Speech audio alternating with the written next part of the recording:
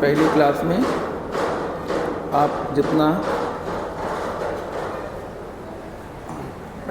आप जितना सीख गए वही सब है, समझ लीजिए। ये कोई मिरर और लेंस है। ये कोई आप अपने मन में मान लीजिए ये कोई मिरर या लेंस है और इसके अंदर इसका पोल माना जाता है। ये क्या बताइए, मिरर या लेंस है। बुकलेट में लिखा हुआ है, कोई चीज़ अलग से लिखनी होगी तो हम बता देंगे, समझते जाइए बस, ठीक है ना। ये कोई मिरर या लेंस है और ये इसका पोल है और इसके सामने मान लीजिए कि ये कोई ऑब्जेक्ट है। ये देखिए ये ऑब्जेक्ट है और यहाँ पर मान लीजिए उसकी इमेज बन रही है। ये मान लीजिए इसकी इमेज यहाँ बन रही है।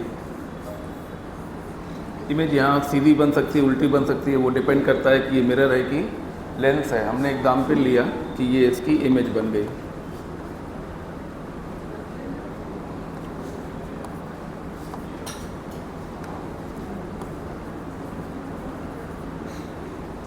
तो देखिए पोल से ऑब्जेक्ट की दूरी को सभी जानते हैं, यू कहते हैं।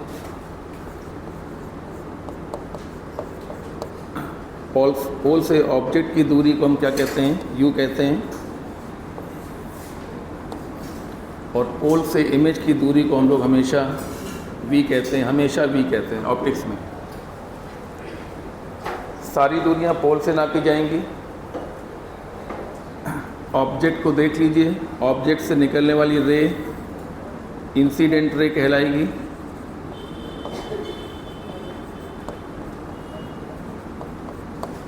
ये इंसिडेंट रे है और कन्वेंशन ये है कि सभी दूरियां पोल से नापी जाएंगी और जो दूरियां इंसिडेंट रे के अपोजिट होंगी वो माइनस में ली जाएंगी और जो उसी दिशा में होंगी वो प्लस में ली जाएंगी। तो इस समय जो डायग्राम बना हुआ है उसमें यू नेगेटिव है और वी पॉजिटिव है, ठीक है ना। ऑब्जेक्ट की लेंथ को ओ कहते हैं, इमेज की लेंथ को आई से रिप्रेजेंट किया जाता है और जो दूरियां प्रिंसिपल एक्सिस के ऊपर होंगी, जो लंबाइयां प्रिंसिपल एक्सिस के ऊपर होंगी वो पॉजिटिव होंगी। यानी कि इस डायग्राम में ओ भी पॉजिटिव है और आई भी पॉजिटिव है। अगर मान लो कि इमेज यहाँ बन रही होती, नहीं दो इमेज नहीं बनेंगी, ये हमने मान लिया है कि मान लो इमेज यहाँ बन रही होती तो ये आई कैसा होता, ये जो इमेज की लंबाई होती वो कैसी ली जाती बताओ, नेगेटिव। तो अगर वो इमेज है तो वो आई पॉजिटिव है, अगर वो इमेज है तो वो आई नेगेटिव है। ऑब्जेक्ट ओ की लंबाई को ओ कहते हैं, कैसा है, पॉजिटिव है। सारी दूरियां पोल से नापेंगे। इंसिडेंट रे के अपोजिट जो डिस्टेंसेज होंगी वो नेगेटिव और सेम डायरेक्शन में होंगी वो पॉजिटिव होंगी। एक तो ये बातें हो गई।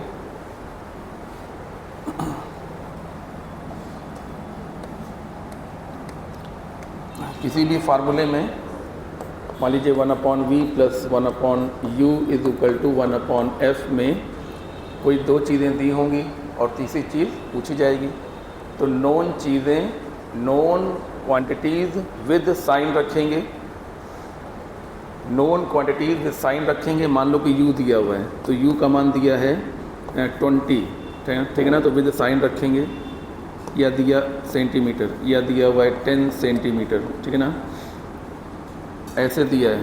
या मान लो u का मान ऐसे नहीं दिया बल्कि a दिया है या b दिया है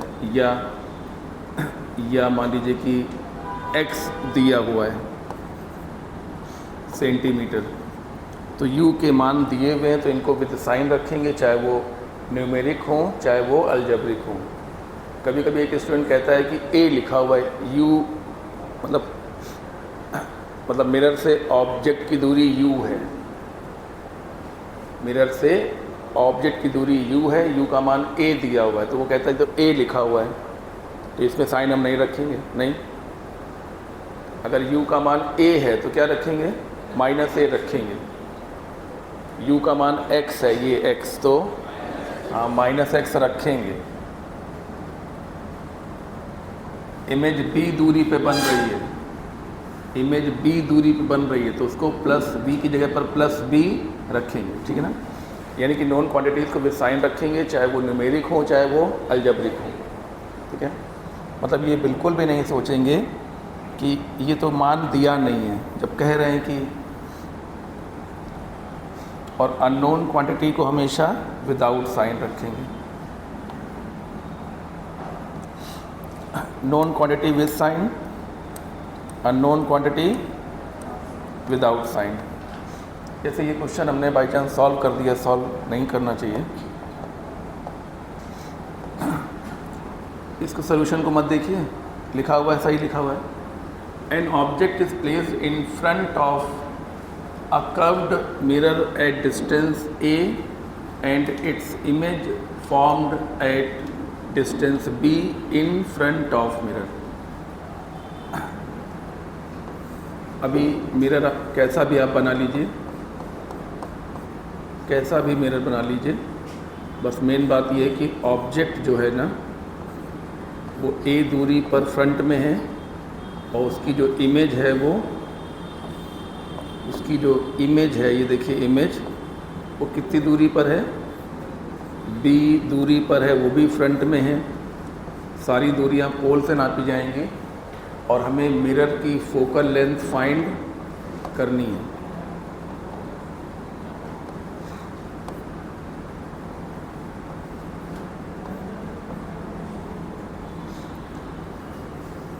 हमें इस मिरर की फोकल लेंथ फाइंड करनी है। तो हमारा फार्मूला मिरर वाला क्या होता है, 1/v + 1/u is equal to 1/f। और जब यहाँ माइनस होता है, जब लेंस होता है, तो मिरर फार्मूला है 1/v + 1/u बराबर 1/f। स्टार्टिंग से ही प्रैक्टिस करिएगा बहुत ज़्यादा, ठीक है ना। और लेंस का फार्मूला होता है 1/v - 1/u बराबर 1/f। चाहे मिरर का सवाल हो, चाहे लेंस का सवाल हो, चाहे फार्मूले डिफरेंट होंगे, लेकिन नोन क्वांटिटी विद साइन और अननोन क्वांटिटी विदाउट साइन रखने का नियम छोड़ना नहीं है। तो कहीं कोई दिक्कत नहीं होने वाली है। v का मान बोलो -b प्लस u का मान बोलो -a is equal to f। जब हमें मालूम नहीं है कि कौन सा मिरर है, कॉनकेव है कि कॉन्वेक्स है, f हमें निकालना है, तो तुमको कुछ नहीं सोचना है, तुमको f की जगह पर f रखना है, क्योंकि वो हमको मालूम नहीं है, ठीक है ना। -1/b - 1/a is equal to 1/f, minus बाहर ले लिया, 1/b + 1/a is equal to 1/f।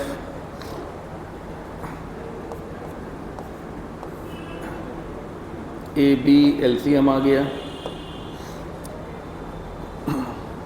Minus common ले लिया भाई, ये माइनस दोनों से कॉमन ले लिया है, तो ये आ गया, ए बी एलसीएम आ गया। यहाँ पे क्या आ गया बताओ, a + b आ गया, ये 1/f आया है, तो इसको पलटेंगे तो f आ जाएगा। तो f कितना आ गया, -ab/a + b। ये हमारा आंसर हो गया। तो ये सवाल न्यूमेरिक नहीं था, तो जब सवाल अलजेब्रिक होगा तो आंसर भी अलजेब्रिक होगा, जब सवाल न्यूमेरिक होगा तो आंसर भी न्यूमेरिक होगा।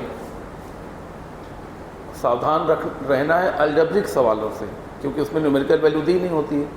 तो कोई कहता है कि हम साइन रखें कि ना रखें, जब वो चीज़ दी है, चाहे वो 20 दी हो, चाहे वो a और b दी हो, चाहे वो 20 और 10 दी हो, या वो a और b दी हो, दिया तो है ना, तो दिया है तो फिर साइन रखिए। मतलब ये नियम छोड़ना नहीं है कि नोन क्वांटिटीज़ को हमेशा विद साइन रखना है, चाहे वो न्यूमेरिकल फॉर्म में हो, चाहे वो a b c x y के फॉर्म में हो, उनको विद साइन रखना है। अननोन क्वांटिटी को विदाउट साइन रखना है। जैसे एक आगे क्वेश्चन पढ़िए, ये भी सॉल्व कर दिया।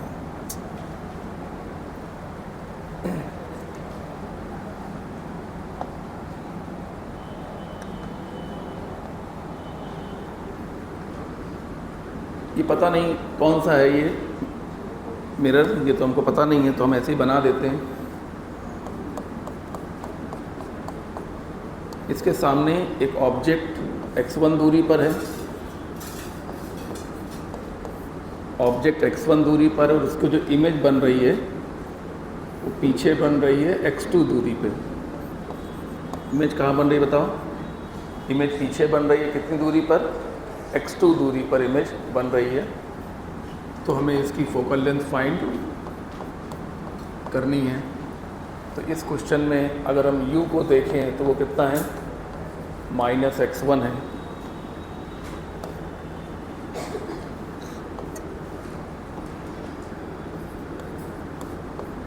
इस क्वेश्चन में हाँ सारी दूरियां पोल से नापी जाएंगी और जो दूरियां ऐसे होंगी, ऐसे तैयार कर लो, जो दूरियां ऐसे होंगी वो नेगेटिव और जो ऐसे होंगी वो पॉजिटिव। और v = क्या है? +x2 और f हमको फाइंड करना है, ठीक है ना। मिरर का फार्मूला लगाएंगे और जल्दी से जल्दी आंसर निकाल लेंगे। 1/v मतलब +x2 और 1/u मतलब -x1 = 1/f। f में हमें कोई साइन नहीं रखना है जब हमें f निकालना है तो, और f दिया होगा तो रखना है। वो f का साइन कैसा होता है वो भी आगे पढ़ते जाओ, सब मालूम पड़ जाएगा। अभी स्टेप बाय स्टेप चलिए।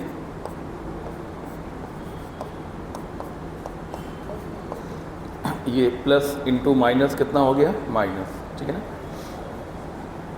तो यहाँ से ये एलसीएम आ गया, यहाँ पे आ गया x1 - x2 =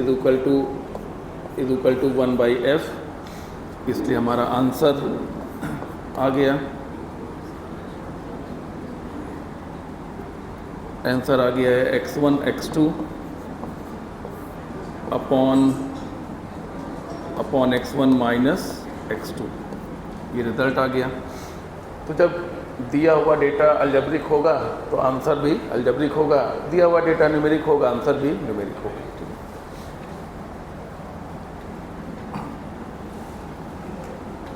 और अब इस चैप्टर में जो सबसे महत्वपूर्ण एक बात है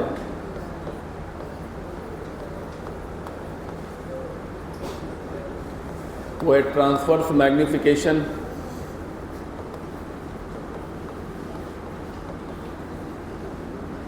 जिससे हम लोग m से रिप्रेजेंट करते हैं। m कैसे फाइंड करते हैं वो हम लोग अभी डिस्कस कर लेंगे।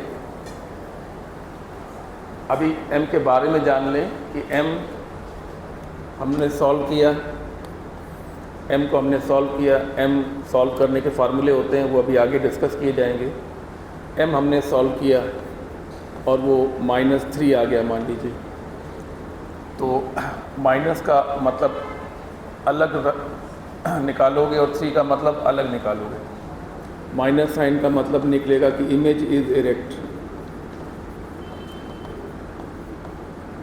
Image is inverted. Minus sign लगा हुआ है। इमेज कैसी बताइए? इन्वर्टेड है। ये सीधा बोलते हैं, ये प्रिंसिपल एक्सिस सीधा और ये प्रिंसिपल एक्सिस के ये बन रही है तो इन्वर्टेड और ये बन रही है तो इरेक्ट, सीधी उल्टी। तो m का मान निकाला हमने, -3 आ गया। तो आप तुरंत आंसर करेंगे इमेज इन्वर्टेड होगी और 3 लिखा हुआ है तो ये 1 से ज़्यादा है, यानी कि इमेज इनलार्ज्ड है, यानी कि इमेज ऑब्जेक्ट से बड़ी है। कितने गुना बड़ी है? 3 गुना। हमने m को सॉल्व किया। नहीं, आपके मन में ये आ रहा है कि ये m कैसे आ रहे हैं। ये m सवालों में जब लगाओगे तो हम फॉर्मूले बता चुके होंगे तो तुम m निकालोगे। तो अभी हम तुमको ये समझा रहे हैं कि m के मान अगर ऐसे आ गए तो उसका मतलब क्या निकालोगे। m माइनस का 1/3 आ गया, मतलब इमेज कैसी है? इन्वर्टेड। और इमेज का साइज ऑब्जेक्ट से 3 गुना कम है, ठीक है ना। m का मान आ गया सॉल्व करने पे +3, तो यानी कि इमेज कैसी है? इरेक्ट। और इमेज का साइज़ ऑब्जेक्ट से 3 गुना बड़ा है, ठीक है ना। इसको अच्छी तरह तैयार कर लीजिए। हमने m सॉल्व किया और आ गया +1/3। इसका क्या मतलब निकालोगे? इमेज इरेक्ट है और उसका साइज ऑब्जेक्ट से 3 गुना छोटा है, कम है, ठीक है ना। तो ये मतलब होते हैं। अब आप मुझे इतना बता दीजिए कि हमने एक सवाल लगाया और उसमें प्लस का 1/4 आ गया m का मान। इरेक्ट डिमिनिश्ड, इरेक्ट बोलो, इमेज इरेक्ट है और ऑब्जेक्ट से छोटी है। कितने गुना छोटी है? 4 गुना। तो बोलेंगे इरेक्ट डिमिनिश्ड। और कोई कहता है कितने गुना जो डिमिनिश्ड है, तो बोलेंगे 4 टाइम्स छोटी है। m का मान आ गया -4। इन्वर्टेड इनलार्ज्ड, इन्वर्टेड इनलार्ज, इसका मतलब अलग होता है, इसका मतलब अलग होता है। इसको इससे ना मिक्सअप करना, इसको इससे ना मिक्सअप करना। साइन देख के, साइन निशान देख के क्या पता लगाते हैं? सीधी है कि उल्टी है। नंबर देख के पता लगाते हैं बड़ी ऑब्जेक्ट से बड़ी है कि छोटी है। और कितने गुना है वो नंबर में छिपा होता है, ठीक है।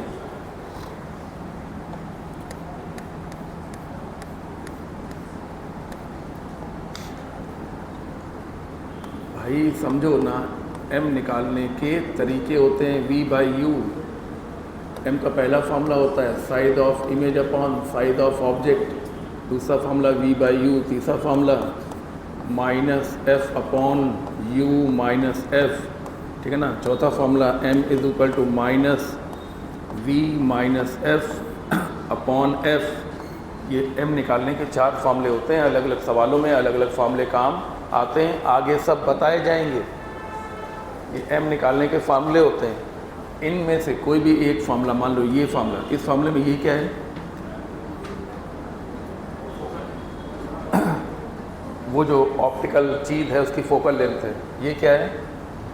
Position of object from pole, है ना। ये क्या है?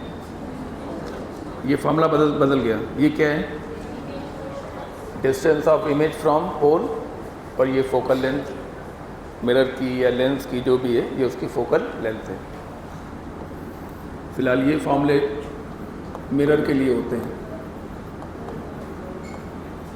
मिरर्स के लिए होते हैं, ठीक है ना। जल्दी करेंगे भाई। अब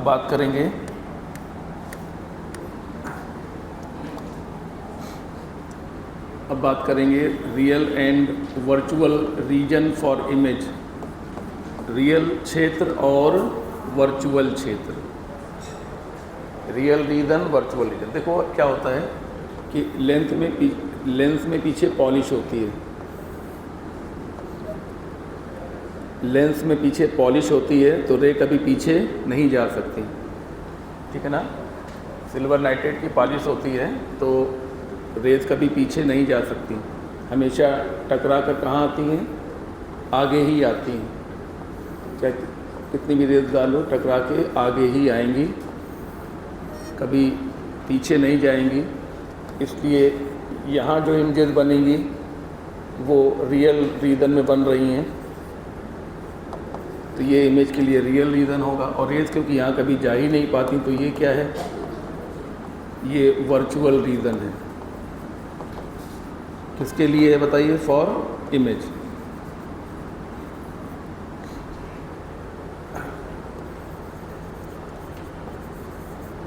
अब हम लेंस की बात कर लें। इस समय हम लोग ना मिरर की बात कर रहे हैं ना लेंस की बात कर रहे हैं, हम लोग बात कर रहे हैं ऑप्टिक्स की। कि ऑप्टिक्स में जो अभी बताया जा रहा है वो कहीं पर फेल नहीं होगा। हम लोग जनरल बात करेंगे, जनरल बातें जो कहीं भी फेल नहीं होने वाली हैं। हम लोग पर्टिकुलर बात नहीं करेंगे कि यहाँ लगेगी वहाँ नहीं लगेगी। ऐसी बातें करने से सब कन्फ्यूज़न, ठीक है ना। बिल्कुल जनरल बात करेंगे। ये मिरर था और ये क्या है? ये तो लेंस है। तो लेंस में जब रेज पड़ती हैं तो आर पार ज़रूर जाती हैं, पार निकल जाती हैं। ये देखिए, जब रेज लेंस में पड़ती हैं तो पार निकल जाती हैं, तो पार निकल जाती हैं, कभी लौट कर, कभी इधर ही लौट कर नहीं आती हैं। इसलिए ये रियल रीजन होगा, रियल क्षेत्र होगा फॉर इमेज।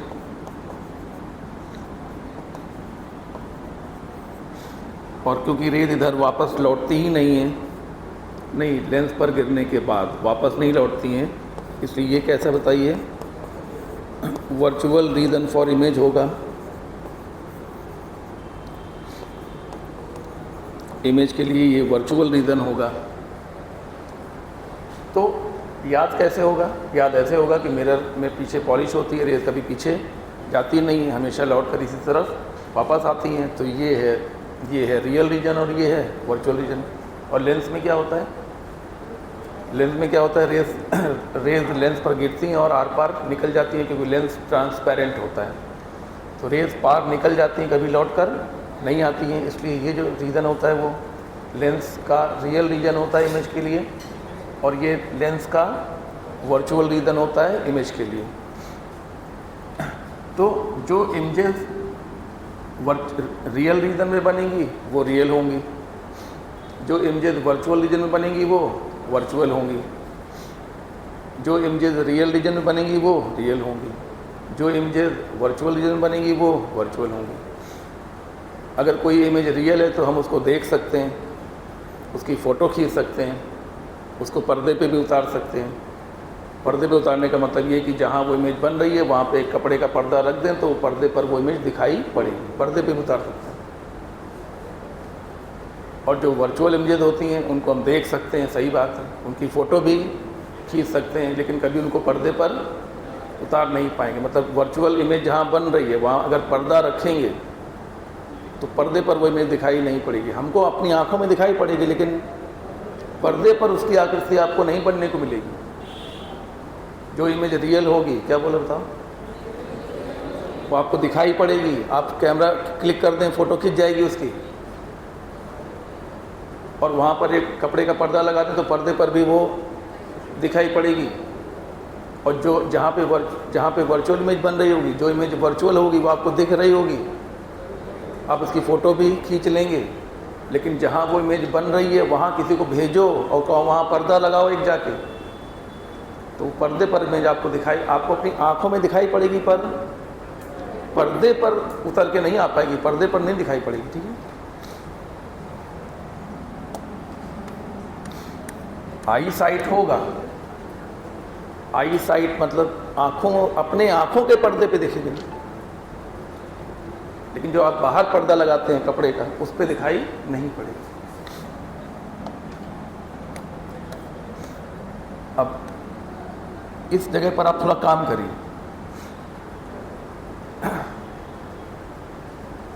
वी से पता चलता है कि इमेज कहाँ बन रही है। वी, यू, वी या वी ऐसा भी हो सकता है। तो यू से वी से पता चलता है कि इमेज कहाँ बन रही है, मतलब फ्रंट में बन रही है या बिहाइंड बन रही है। आप दोनों को इकट्ठे पढ़िए। हमने कहा ना आपसे, इस समय मिरर या लेंस नहीं चल रहा है, इस समय ऑप्टिक्स का जनरल फंडा चल रहा है, कहीं भी लागू होगा। ठीक है। वी से पता चलता है कि इमेज कहाँ बन रही है। कहाँ बन रही है मतलब फ्रंट में बन रही है कि बैक में बन रही है। और एम से पता चलता है कि इमेज कैसी बन रही है। एम से क्या पता चलता है? इमेज कैसी बन रही है। कैसी में चार चीज़ें होती हैं। इमेज कैसी बन रही है में चार चीज़ें होती हैं। इरेक्ट बन रही है या इन्वर्टेड बन रही है, इनलार्ज बन रही है या डिमिनिश बन रही है। वी से क्या पता चलता है? वी से क्या पता चलता है? इमेज कहाँ बन रही है, कहाँ बन रही है। कहाँ में से दो ही चीज़ें हो सकती हैं, फ्रंट में या बैक में। और एम से क्या पता चलता है कि इमेज कैसी बन रही है। कैसी में कितनी चीज़ें हैं? चार कौन कौन सी? सीधी, हाँ, इरेक्ट बन रही है कि इन्वर्टेड बन रही है, और ऑब्जेक्ट्स के कंपेयर में इनलार्ज है या डिमिनिश्ड। ठीक है। यहाँ पर अभी आपको और काम करने की ज़रूरत है। ये अगर आपको समझ आ गया हो, ये हमने कह दिया है कि मिरर में रेज पीछे कभी जाती नहीं है, हमेशा आगे ही लौट के आती हैं। तो ये रियल रीजन है इमेज के लिए और ये वर्चुअल रीजन है। लेंस में रेज जब लेंस पे गिरती हैं तो पार ही निकलती हैं, कभी लौटती नहीं है। इसलिए ये इमेज का रियल रीज़न है और ये इमेज का वर्चुअल रीज़न है, ठीक है ना। तो अब ये बना रहने दीजिए। और हम कह रहे हैं कि एक मिरर के लिए, चलो लिखने से फ़ायदा नहीं, एक मिरर के लिए V पॉजिटिव आ गया। मैंने कहा एक मिरर के लिए V नहीं, हमने सॉल्व किया ना। ऐसे सुना कि ऐसे ही सुना हो रहा है कि V पॉजिटिव, हमने सॉल्व किया है। हमने U का मान रखा है विद साइन और F का मान रखा है विद साइन, सॉल्व किया, V आ गया प्लस का 4। तो इमेज कैसी है बताइए। नहीं, पहले तो ये बताइए कि रियल है या वर्चुअल है, उसके बाद आगे बताइए। मिरर के लिए भी पॉजिटिव आ गया, मिरर के लिए भी पॉजिटिव आ गया, मतलब सारी दूरियां पोल से नापी जाती हैं। V पॉजिटिव आ गया, मतलब इमेज कहाँ है, पीछे। पीछे मतलब वर्चुअल है, वर्चुअल है। अब इसको देखो, अभी आप सिर्फ ये कह सकते हैं कि पीछे बन रही है, पीछे बन रही है, मिरर के पीछे बन रही है, तो वर्चुअल इमेज है। कैसी इमेज है, वर्चुअल इमेज है।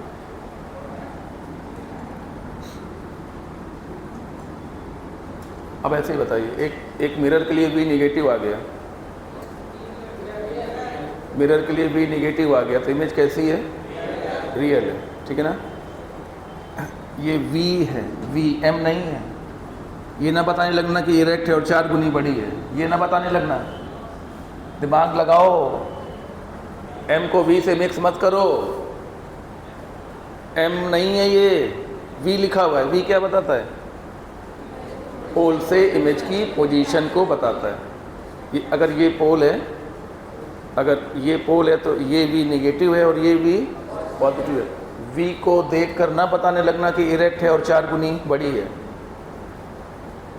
क्योंकि V क्या बताता है, इमेज कहाँ है। M क्या बताता है, इमेज कैसी है। तो ध्यान से M और V में अंतर को समझ लीजिए, ठीक है। तो V पॉजिटिव है मिरर के लिए, V पॉजिटिव है मतलब इमेज पीछे मतलब वर्चुअल है, बस बात खत्म, और कुछ कहने की ज़रूरत नहीं है।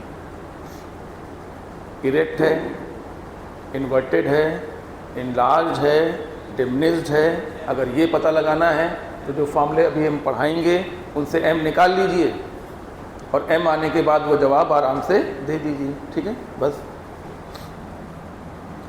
इमेज कहाँ है तो V निकालिए, और इमेज कैसी है तो M निकालिए। नहीं समझ में आ रहा, इमेज कहाँ है तो फार्मूला लगा के V निकालिए, और इमेज कैसी है तो जो डेटा दिया उससे M निकालिए, ठीक है ना। तब सब कुछ मालूम पड़ जाएगा। एक लेंस के लिए V पॉजिटिव आ गया, इमेज कैसी है केवल हम पूछ रहे हैं, क्योंकि हम V की जानकारी दे रहे हैं तो हम कैसी है यही पूछेंगे। जब हम V की जानकारी दे रहे हैं तो इमेज कहाँ है हम यही पूछ सकते हैं। जब हम M की जानकारी देंगे तो इमेज कैसी है तो हम पूछ सकते हैं। ऐसे हम कैसे पूछ लेंगे, ठीक है ना। एक लेंस के लिए V पॉजिटिव आ गया, इमेज कैसी है, रियल, ठीक। एक लेंस के लिए V नेगेटिव आ गया तो इमेज कैसी है, वर्चुअल। एक मिरर के लिए V नेगेटिव आ गया, रियल है। एक लेंस के लिए V नेगेटिव आ गया, बस इतना ध्यान रखना। बस जैसे ही V का मान देखना, V का मान देखते ही जान जाना कि पीछे है कि आगे है। फिर ये हो तो हाँ, मिरर हो तो virtual image, real image. Lens हो तो रियल इमेज, वर्चुअल इमेज। तो ये सब कैसे पता चलेगा, V से ना। V से पता चलेगा कि इमेज कहाँ है, और कहाँ है से पता चलेगा कि रियल है कि वर्चुअल है। ध्यान तुम्हें सिर्फ ये रखना पड़ेगा कि मिरर में रेज आर पार नहीं जाती हैं, तो ये वर्चुअल रीज़न है इमेज के लिए और ये रियल है। और लेंस में रेज आर पार ही जाती हैं, तो लेंस के लिए ये रियल रीजन है और ये वर्चुअल रीजन है।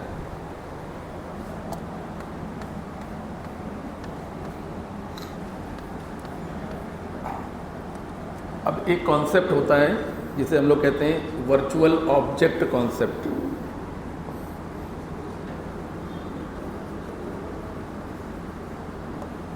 ये कोई लेंस या मिरर है,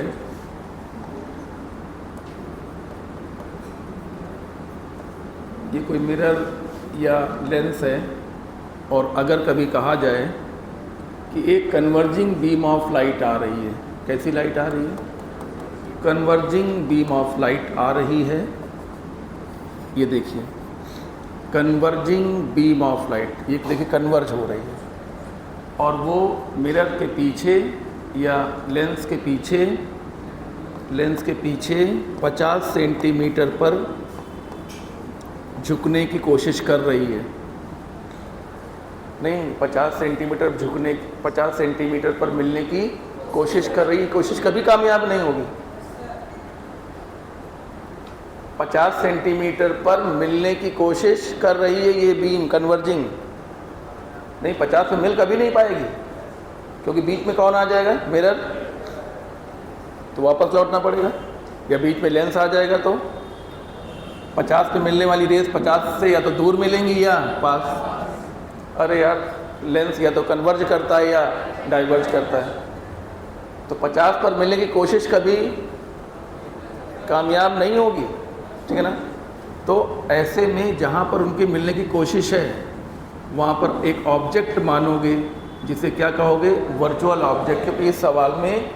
क्योंकि इस सवाल में रियल ऑब्जेक्ट कहाँ है ये आप जान ही नहीं पाओगे, क्योंकि ये रेस पता नहीं कहाँ से आ रही हैं, और रेस जहाँ से आती हैं वहीं पर ऑब्जेक्ट माना जाता है। और इस सवाल में हम कभी नहीं जान पाएंगे कि रेस कहाँ से आ रही हैं।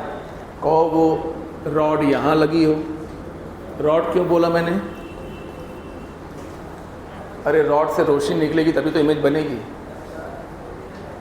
कोई भी ऑब्जेक्ट इल्यूमिनेट होगा तभी तो इमेज अपनी बनवा पाएगा।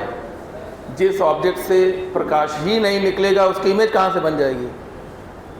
इमेज तो प्रकाश से ही बनती है ना, बस। तो ऑब्जेक्ट यहाँ है कि ऑब्जेक्ट यहाँ है, या ऑब्जेक्ट और कहीं यहाँ है, ये पता ही नहीं चलेगा। तो ऐसे में हम लोग का नया कॉन्सेप्ट क्या है, बोलो? कन्वर्जिंग बीम जहाँ पर मिलने की कोशिश कर रही है, वहाँ पर क्या मानेंगे? वर्चुअल ऑब्जेक्ट मानेंगे। और बाकी सब वैसा ही है जैसा मैंने बताया, बस वर्चुअल ऑब्जेक्ट के लिए U हमेशा पॉजिटिव होगा। कैसा होगा? नहीं, रियल ऑब्जेक्ट के लिए तो U हमेशा नेगेटिव ही होगा, तो रियल ऑब्जेक्ट इधर ही होगा, और वर्चुअल ऑब्जेक्ट बिहाइंड होगा, और वो वास्तव में वहाँ होगा ही नहीं। लेकिन क्योंकि फ्रंट में ऑब्जेक्ट कहाँ है ये हम पता नहीं लगा पाएंगे, इसलिए वहाँ पर वर्चुअल ऑब्जेक्ट मानने का कॉन्सेप्ट डेवलप हुआ। और जब उसको चेक किया गया तो उससे जो रिज़ल्ट मिले, फार्मूलों से जो रिज़ल्ट मिले और प्रैक्टिकली जो रिज़ल्ट मिले, वो बिल्कुल मैच कर रहे थे। यानी कि यहाँ पर मिलने की कोशिश थी और मिल गए यहाँ पर, और मिल गए यहाँ पर, तो इमेज कहाँ बन गई? यहाँ पे। और जो डाइवर्ज हो गए तो वहाँ चले गए, यहाँ मिल गए तो इमेज कहाँ बन गई? यहाँ पे। तो वर्चुअल ऑब्जेक्ट के सवाल में पहली ही लाइन में लिखा होगा कन्वर्जिंग बीम ऑफ लाइट। इससे पहचान जाना ये किस कॉन्सेप्ट का क्वेश्चन है? वर्चुअल ऑब्जेक्ट वाले कॉन्सेप्ट का क्वेश्चन है। वो कन्वर्जिंग बीम ऑफ लाइट जहाँ मिलने की कोशिश करेगी वहाँ पर क्या मानोगे? जहाँ मिलने की कोशिश है वहाँ क्या मानोगे? और जब ये जो वर्चुअल ऑब्जेक्ट हो जाएगा तो ये U हो जाएगा। ये U होने के बाद बाकी काम तुम जैसे करते हो वैसे करोगे। 1/v + 1/u = 1/f। ये मिरर का फार्मूला होता है। और मैं आपकी जानकारी के लिए बता दूं कि लेंस का फार्मूले में माइनस होता है, लेकिन दोनों फार्मूलों का इस्तेमाल सेम तरीके से किया जाता है। फार्मूला डिफरेंट होता है लेकिन इस्तेमाल सेम तरीके से होता है, यानी कि known quantities with sign, known quantities with sign, unknown quantities without sign. ठीक है,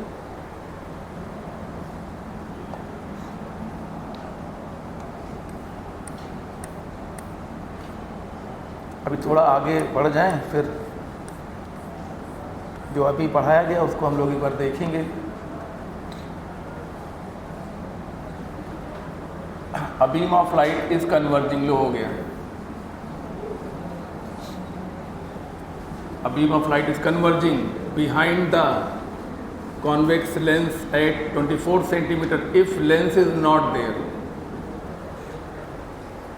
converging beam of light lens के पीछे 24 सेंटीमीटर पर मिलने का प्रयास कर रही है जब लेंस वहाँ पर नहीं है, मतलब हम जाने दे रहे हैं उनको। ठीक है,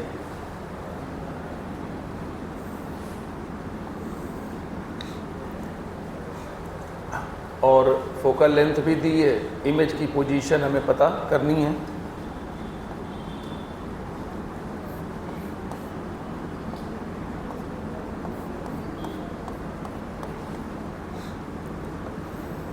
ये एक कन्वर्जिंग बीम ऑफ लाइट है और लेंस यहाँ ना होता तो कहाँ मिलती, 24 सेंटीमीटर मिलती, तो यहीं पर वर्चुअल ऑब्जेक्ट माना जाएगा। ये पोल हो गया और ये हो गया 24 सेंटीमीटर।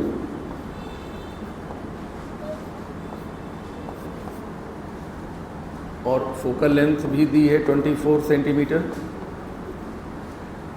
हमें इमेज की पोजीशन पता करनी है। इमेज की पोजीशन का मतलब होता है हमें वी पता करना है। इमेज की पोजीशन मतलब पोजीशन पता करनी इमेज की, तो वी पता करना है।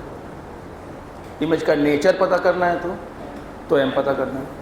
पोजीशन मतलब वी और नेचर मतलब एम। नेचर प्रकृति कैसी है उसकी, सीधी इरेक्ट है या इन्वर्टेड है, इनलार्ज है या डिमिनिश्ड है।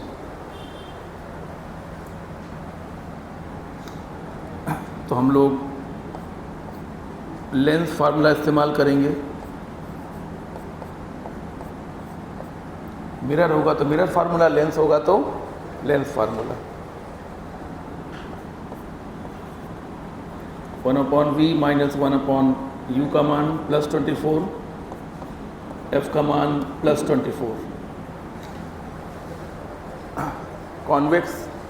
कॉन्वेक्स की आगे धीमे धीमे सब दिमाग में बैठ जाएगा। कॉन्वेक्स सिस्टम की फोकल लेंथ हमेशा पॉजिटिव होती है, कॉन्केव की फोकल लेंथ हमेशा नेगेटिव होती है, चाहे लेंस हो चाहे मिरर हो। कॉन्वेक्स सिस्टम की फोकल लेंथ पॉजिटिव होती है।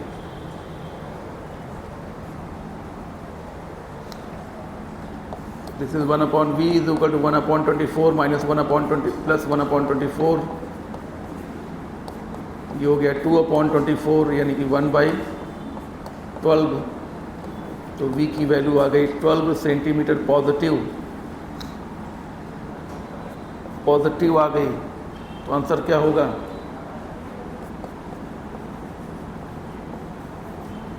image formed behind the mirror, behind the lens।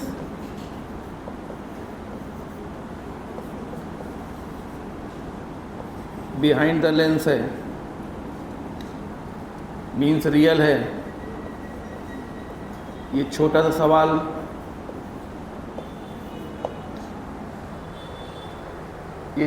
सवाल आपको बहुत हेल्प करेगा। ये छोटा सा आंसर आपकी हेल्प करेगा। अगर आप ऑप्टिक्स थोड़ा सा भूल रहे हैं तो आपको ये आंसर बहुत हेल्प करेंगे। सवाल लेंस का है और v+12 आया,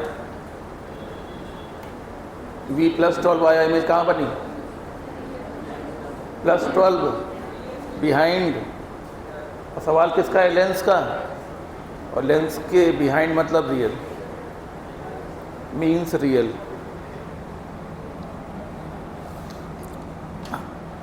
बड़ी छोटा पता लगाना है तो m भी निकाल लीजिए, अंदाज़ा मत लगाइए प्लीज़। v/u यानी कि +12 1 + 24। छोटे से छोटे फार्मूले में भी ध्यान रखना है known quantity with sign, unknown without sign, चाहे फार्मूला बड़ा हो छोटा हो जैसा भी हो। तो आ गया प्लस का 1/2, प्लस मतलब इरेक्ट, और 1/2 मतलब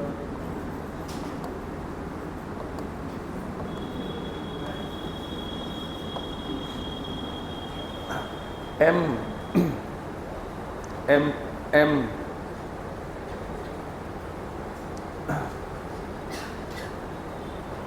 एम प्लस 1/2, प्लस को अलग देखो 1/2 को अलग देखो। प्लस मतलब इरेक्ट है, 1/2 मतलब डिमिनिश्ड है।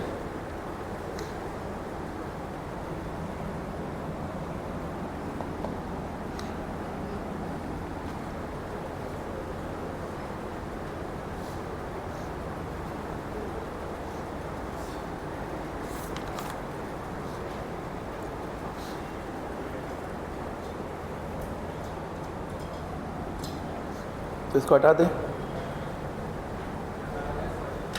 नोट हो गया।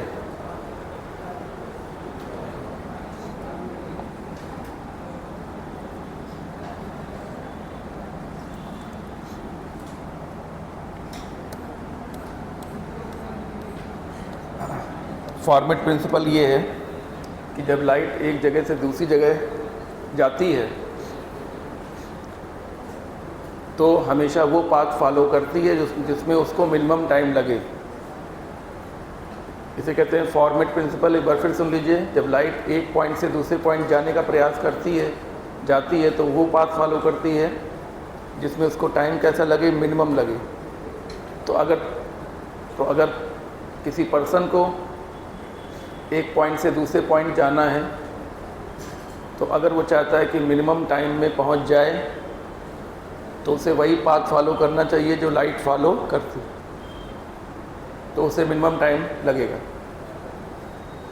आपको अगर एक स्थान से दूसरे स्थान जाना है तो आपको वही पाथ फॉलो करना चाहिए जो लाइट फॉलो करती है, तो आपको वहाँ से वहाँ तक जाने में जो टाइम लगेगा वो मिनिमम लगेगा। जैसे ये सवाल है एक छोटा सा, एक व्यक्ति को ए से बी जाना है और इस दीवार को छू के जाना है। ए से बी जाना है, सीधे भी जा सकता है, लेकिन शर्त क्या है, दीवार को छू के जाना है। तो मिनिमम टाइम में पहुंचने के लिए उसे इन 4 रास्तों में से कौन सा रास्ता चुनना चाहिए? तो पहला ऑप्शन है पहला रास्ता चुनना चाहिए। हाँ, वो चुन सकता है, लेकिन मिनिमम टाइम वाला रास्ता ये नहीं है, क्योंकि लाइट ऐसे गिर के कभी ऐसे रिफ्लेक्ट नहीं होती, ऐसे गिर के कभी ऐसे रिफ्लेक्ट नहीं होती, क्योंकि इसमें देखिए इंसिडेंस एंगल कम है और आउटगोइंग एंगल, रिफ्लेक्शन एंगल ज़्यादा है। जबकि तीसरे रास्ते में ये देखिए यहाँ गिरी, ये क्या बना है, नॉर्मल, और ये उतने ही एंगल पर चली गई, जितना एंगल ऑफ इंसिडेंस है उतना ही एंगल ऑफ रिफ्लेक्शन है। आइए तीसरा रास्ता उसको चुनना चाहिए। चौथा रास्ता क्यों नहीं? क्योंकि लाइट कभी ऐसे जाकर ऐसे नहीं जाती है, लाइट ऐसे जाती है तो फिर उधर जाती है। जो रास्ता प्रकाश का है, अगर व्यक्ति वही रास्ता चुन कर चलेगा तो उसको टाइम मिनिमम लगेगा। ये फॉर्मेट प्रिंसिपल है। तो इस क्वेश्चन में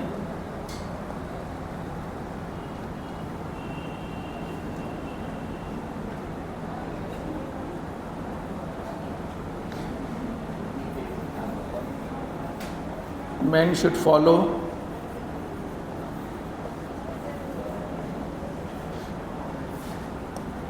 third pattern, मैन को तीसरा पैटर्न फॉलो करना चाहिए, so that time taken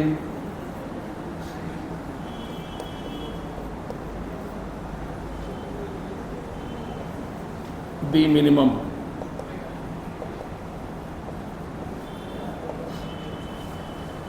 उसे अगर मिनिमम टाइम में पहुंचना है तो उसे थर्ड पाथ फॉलो करना चाहिए,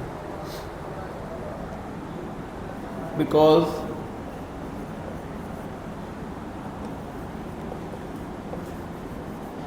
light will follow this path.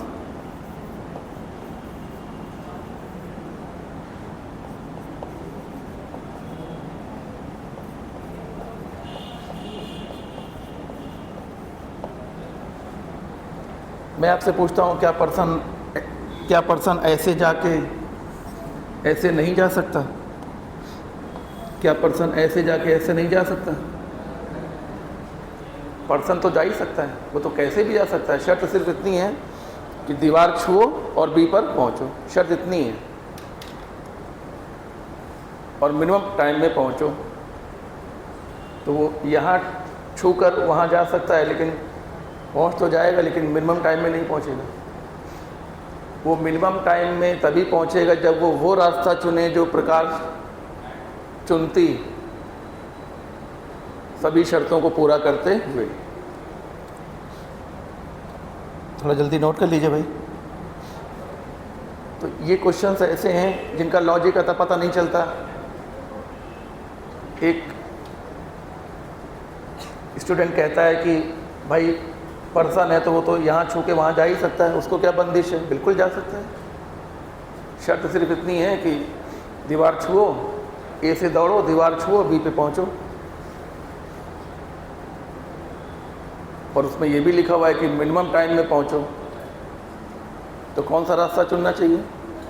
Light का रास्ता चुनना चाहिए, ये कि मैं कह रहा हूँ।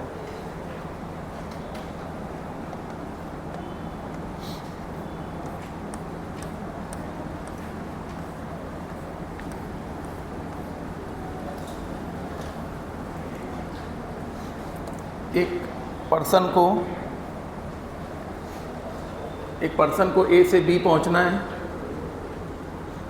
एक पर्सन को ए से बी पहुंचना है। यहाँ पर देखिए रेयर मीडियम है और यहाँ पे डेंसर मीडियम है। जैसे वो हवा से चलकर पानी के अंदर जाना चाहता है और मिनिमम टाइम में जाना चाहता है, तो लाइट ऐसे तो नहीं रिफ्लेक्ट होती भाई, ये नॉर्मल है। तो लाइट ऐसे गिरेगी तो सीधे ही जाएगी, ऐसे तो नहीं जाएगी। अच्छा, लाइट ऐसे भी नहीं जाएगी, इसमें क्या दिक्कत है?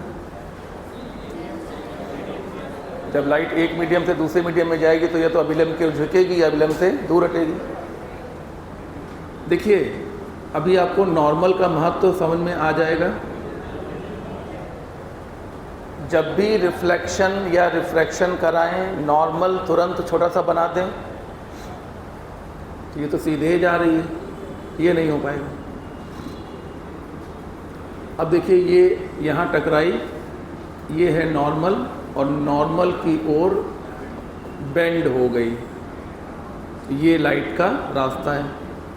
और लाइट ऐसे जाके ऐसे भी नहीं आती, लाइट कभी ऐसे नहीं आती। लाइट जो है वो इस तरह गिर के नॉर्मल की ओर झुकती है, कभी नॉर्मल के ऊपर नहीं आती है।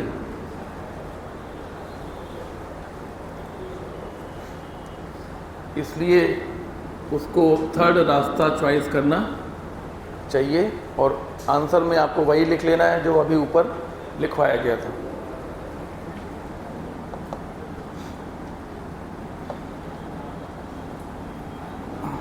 आंसर 3 पे टिक लगा ही हुआ है, और थ्योरी वही लिख लेनी है जो अभी लिखवाया गया था।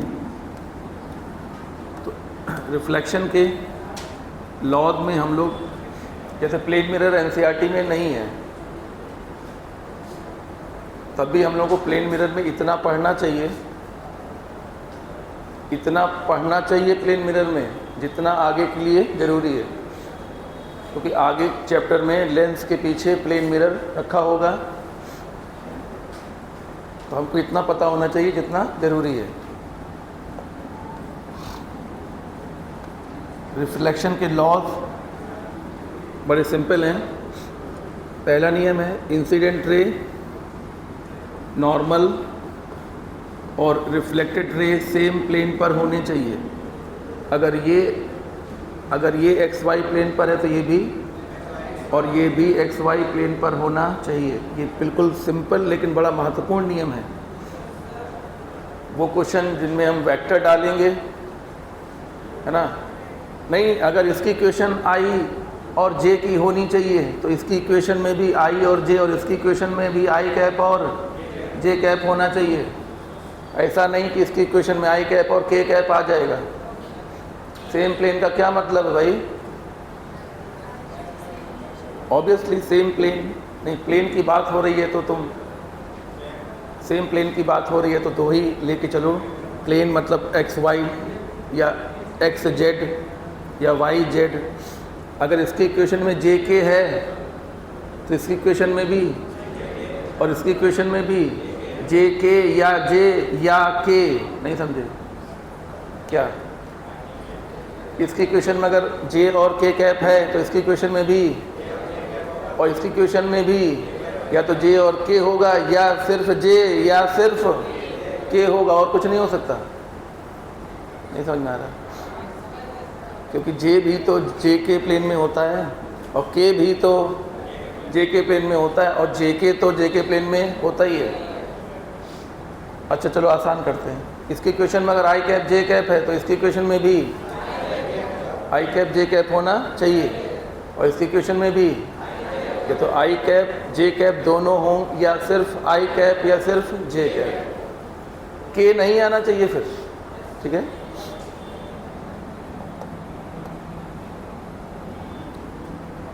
एंगल ऑफ इंसिडेंस और एंगल ऑफ रिफ्लेक्शन आपस में कैसे होंगे? बराबर होंगे। हाँ, आई बराबर आर होगा, यानी कि अगर कभी नॉर्मल इंसिडेंस हो गया, ये क्या है? मिरर है, ये मिरर है, और ये क्या है बताइए? नॉर्मल। और एक रे इसी के सीध में गिर गई, इंसिडेंट रे इसी की सीध में गिर गई, तो इसका मतलब क्या हुआ कि आई बराबर 0, तो आर बराबर भी 0 होना चाहिए। ये देखिए आर बराबर भी 0।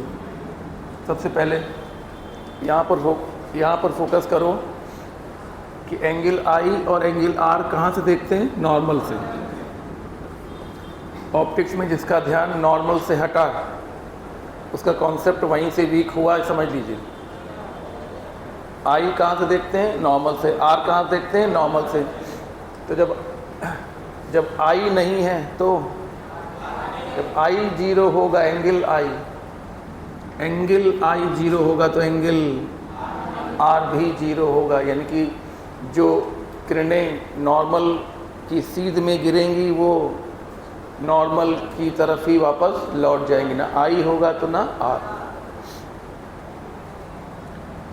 मान लीजिए ये एक मिरर है, ये वो छोड़िए उसको, ठीक है ना। ये एक मिरर है, तो ये क्या है? नॉर्मल। तो जो रे नॉर्मल के सीध में गिरेगी वो नॉर्मल के रास्ते पर ही वापस लौट आएगी। इसको बोलते हैं normal incidence. I is equal to angle I बराबर एंगल आर। आई बराबर 0 तो आर बराबर भी 0। रिफ्लेक्शन जब भी होगा तो प्रकाश की, हाँ प्रकाश वेव भी तो है, वेव भी तो है, नहीं लाइट फोटोन भी है और वेव भी है, पार्टिकल भी है और वेव भी है। तो इसकी फ्रीक्वेंसी f है, वेवलेंथ लैम्डा है और वेलोसिटी v है। तो रिफ्लेक्शन में ये तीनों चीज़ें कभी नहीं बदलती। तो इसकी फ्रीक्वेंसी भी है, वेवलेंथ बोलो लैम्डा और वेलोसिटी बोलो v। रिफ्लेक्शन में क्या नहीं बदलता? फ्रीक्वेंसी, वेवलेंथ और वेलोसिटी नहीं बदलती, लेकिन रिफ्लेक्शन में फेज बदल जाता है। ये जो होता है वो इससे पाई फेज डिफरेंस में आ जाता है। पाई फेज डिफरेंस का क्या मतलब है वो हम अभी बता देंगे। मतलब ये है कि यहाँ पर नॉर्मल बनाया, यहाँ पर क्या टकराया? क्रस्ट टकराया तो लौटेगा तो किस में कन्वर्ट हो जाएगा? ट्रफ में। नहीं समझ में आया? क्या टकराने जा रहा है? क्रस्ट। तो लौटेगा तो कौन? ट्रफ। एक सेकेंड, वेव में ये तो मीन लाइन हो गई। ये क्या होते हैं? क्रस्ट। और ये क्या होते हैं? ट्रफ। तो 180 डिग्री फेज डिफरेंस का क्या मतलब है? क्रस्ट टकराएगा तो ट्रफ वापस जाना शुरू करेगा और आगे बढ़ेगा, और ट्रफ टकराएगा तो क्रस्ट आगे जाना शुरू करेगा। रिफ्लेक्शन में क्या चीज़ें नहीं बदलती हैं? फ्रीक्वेंसी, वेवलेंथ और वेलोसिटी नहीं बदलती है, क्योंकि मीडियम ही नहीं बदला। क्योंकि रिफ्लेक्शन में जिस मीडियम में इंसिडेंट रे होती है उसी मीडियम में रिफ्लेक्टेड रे होती है, तो फ्रीक्वेंसी, वेवलेंथ और वेलोसिटी बदलने कोई सवाल नहीं होता। अच्छा, जब पाई का फेज डिफरेंस आ जाएगा तो पाथ डिफरेंस कितने का आ जाएगा? ये फेज डिफरेंस और पाथ डिफरेंस का संबंध होता है। बोलो, पाथ डिफरेंस बराबर λ/2 पाई फेज डिफरेंस। तो λ/2 पाई और फेज डिफरेंस कितना आ जाता है? पाई का। तो पाई से पाई कैंसिल, तो पाथ डिफरेंस कितना आ जाता है? λ/2 का पाथ डिफरेंस आ जाता है। फेज डिफरेंस आ जाने से क्या आ जाता है बताइए? पाथ डिफरेंस आ जाता है। पाथ डिफरेंस के बारे में अभी बात करना उचित नहीं है। पाथ डिफरेंस के बारे में थोड़ा आगे बढ़ें तभी बात करना ठीक रहेगा कि ये पाथ डिफरेंस क्या है।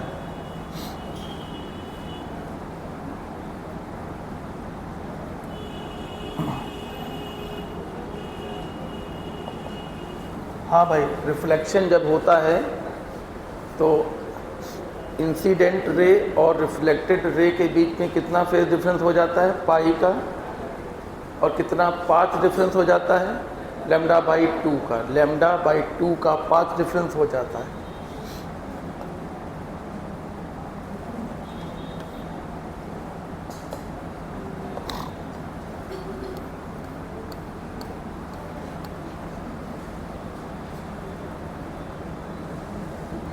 एक्सटेंडेड ऑब्जेक्ट है, पॉइंट ऑब्जेक्ट है, बस बस बस नेचर ऑफ इमेज है, ठीक है।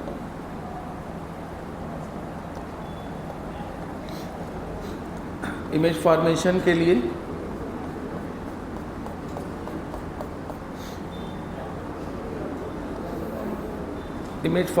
के लिए हमेशा दो रेज, शांत हो जाइए। इमेज फॉर्मेशन के लिए हमेशा दो रेज चाहिए होंगी। तो एक तुम क्या करना, देखो बता रहे हैं,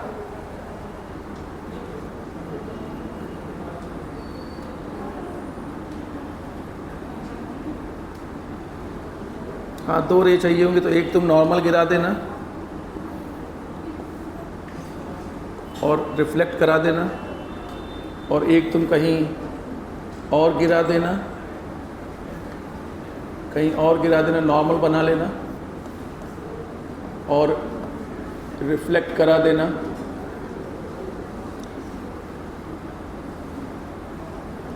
और जो इमेज बनेगी वो रिफ्लेक्टेड से ही बनेगी।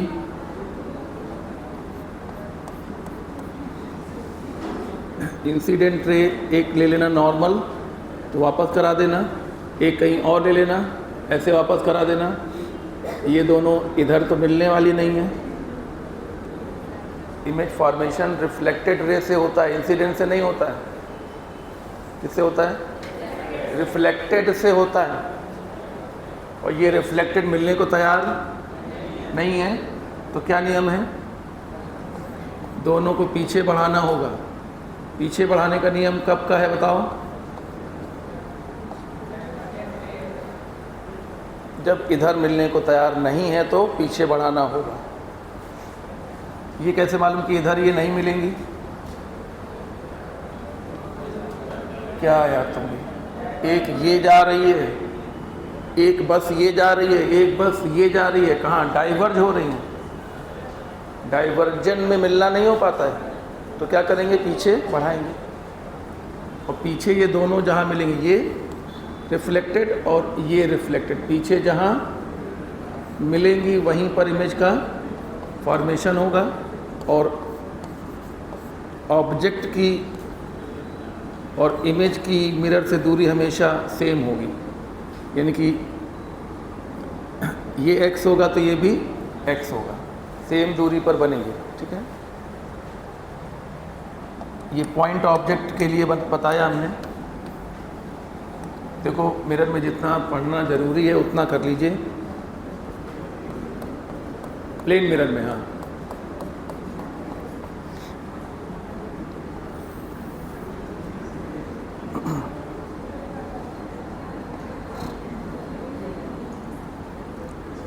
अब देखिए ऑब्जेक्ट एक्सटेंडेड है,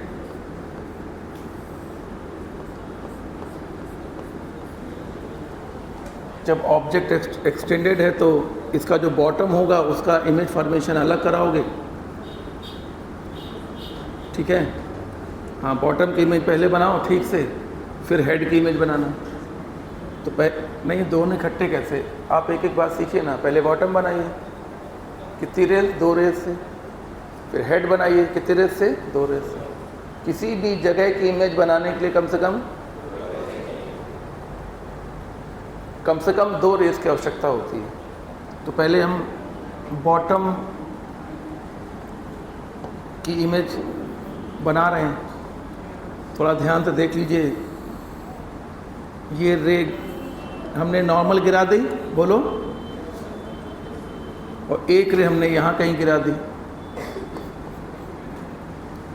रे जहाँ गिराओगे नॉर्मल बनाओगे और रिफ्लेक्शन उतने ही एंगल पर कराओगे जितने एंगल पर इंसिडेंस हुआ। ये हो गई रिफ्लेक्टेड। ये दोनों इधर तो मिलने नहीं हैं, तो दोनों को कहाँ बढ़ाएंगे, पीछे बढ़ाएंगे,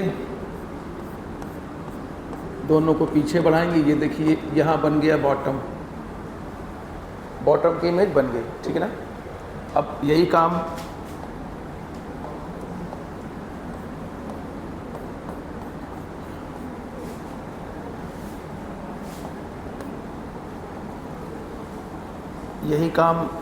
हेड के लिए करिए। हाँ, ये दोनों रिफ्लेक्शन के बाद इधर तो मिलने वाली नहीं है, तो दोनों को हमने पीछे बढ़ाया। दोनों को जब पीछे बढ़ाया तो ये यहाँ पर बॉटम बन गया। अब हेड के लिए आ जाइए, एक रे डाल दो सीधे, तो ये सीधे गई। ये normal incidence, normal reflection, normal incidence, normal reflection. और एक रे कहीं और डाल दो। जब कहीं और ये रे तुम गिराओगे, नॉर्मल बना के ही सब कुछ करोगे। ये क्या बना दिया बताओ, नॉर्मल, और ये इस तरीके से रिफ्लेक्ट हो गया। तो ये रिफ्लेक्टेड, ये रिफ्लेक्टेड और ये रिफ्लेक्टेड इधर, तो ये रिफ्लेक्टेड और ये रिफ्लेक्टेड इधर तो मिलने वाली नहीं है, तो इनको भी पीछे बढ़ाएंगे।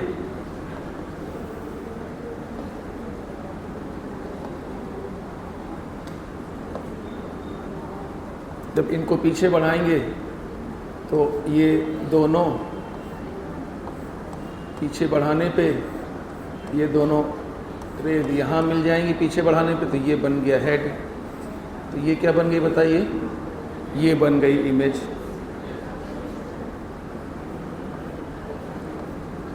तो ये हो गया ऑब्जेक्ट, और ये क्या बन गई बताइए, इमेज। और अगर ये दूरी x होगी तो वो भी दूरी x होगी, चाहे हमारे डायग्राम में कम ज़्यादा दिखेगा। हम कोई डायग्राम स्केल से तो बना नहीं रहे, तो हमारे डायग्राम में तो कम ज़्यादा दिखेगा, पर आप डायग्राम के डिटेल पर फोकस करिए। मैंने कहा अगर ये x होगा तो वो भी x होगा। इमेज का नेचर कैसा होगा,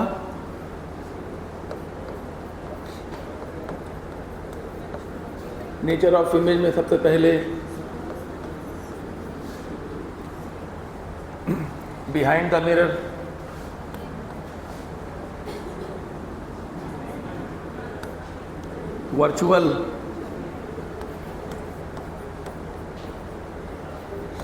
virtual erect, same size, virtual होगा, इरेक्ट होगा, सेम साइज होगा।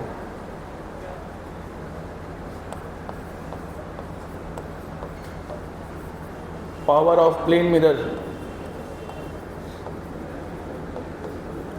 प्लेन मिरर की पावर कितनी होती है? 0। क्यों? क्योंकि ये इमेज को ऑब्जेक्ट की तुलना में इमेज को ना बड़ा करता है ना छोटा करता है। इसके अंदर बड़ा या छोटा इमेज बनाने की टेंडेंसी नहीं है। जितना साइज ऑब्जेक्ट का होता है उतना ही साइज इमेज का होता है।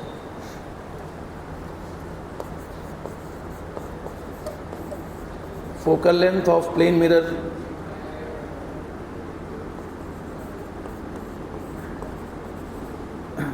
प्लेन मिरर की focal length infinite, power 0, focal length infinite, क्योंकि फोकल लेंथ पावर के इन्वर्सली होती है।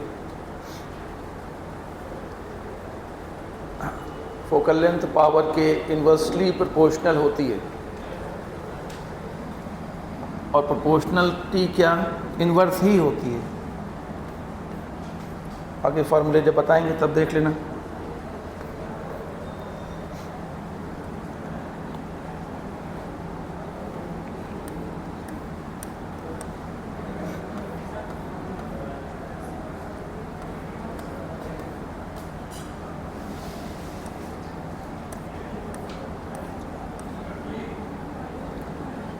ग्लांसिंग एंगल और डेविएशन देखेंगे।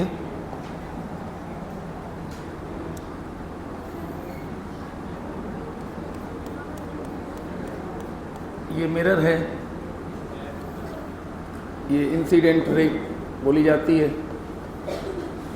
ये मिरर पर बनने वाला नॉर्मल है। ये रिफ्लेक्टेड रे है। तो इंसिडेंट रे मिरर से जो एंगल बनाती है उसे हम लोग ग्लांसिंग एंगल कहते हैं।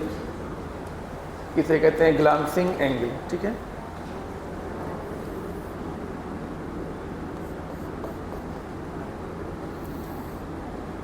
ये इंसिडेंट रे, ये रिफ्लेक्टेड रे, और ये एंगल आई और ये एंगल आर आपस में बराबर होते हैं। तो अगर ये मिरर ना होता तो ये रे बिल्कुल सीधे जाती, मिरर ना होता तो ये रे बिल्कुल सीधे जाती, ऐसे जाती,